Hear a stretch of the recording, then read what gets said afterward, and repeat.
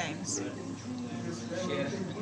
Shalom, my name is Abigail, and not yesterday I was in the Union Square, and I met there some Spanish speaker sitting in a chair, and